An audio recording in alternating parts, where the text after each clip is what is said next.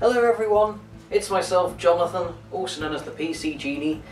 Today is going to be a bit of a weird one. It's a new idea I've had based on what other people like Scalgrim have done on YouTube, and basically I've done some analysis on some sparring that I've already uploaded, so you can see the full versions, but I've taken little clips and I've given ideas about how I could have done things better, how things went well, how things went poorly, things like that. And I've given a small sample, so I've only experimented with a bit. But I just want to gauge from you guys to tell me whether you like this sort of thing or whether I'm wasting my time, basically. So I'm going to give you this short sample and my analysis on there that I've recorded, and basically tell me what you think. Enjoy!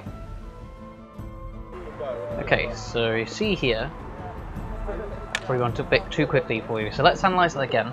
So you see this in slow motion. I'm doing this, which is a little test stab. No reaction. So I'm thinking, okay, so if I do a real committed attack now, she's not going to do anything. However, she actually does and beats it aside. What I could have done, however, is I could have let her beat it aside and then turn that into an attack. Let her sort of whip my sword around to the other side into a cut. Here's just an ordinary example of hand carving, which is fairly common. Basically, if you've got your hands forward, someone's probably going to try to chop them off.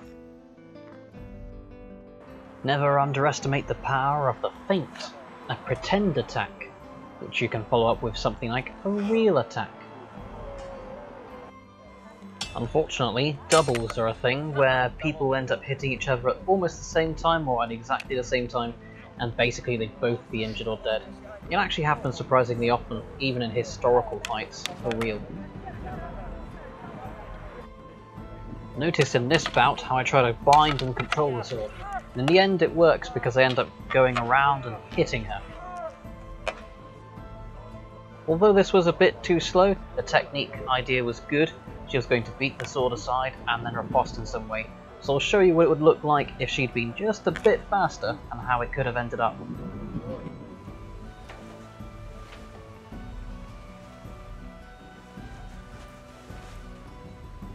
And here's why you should always keep your point towards your opponent if you're on the defensive, because when they try to attack with something like Silly's Virtues, you can stab them in the face or the belly.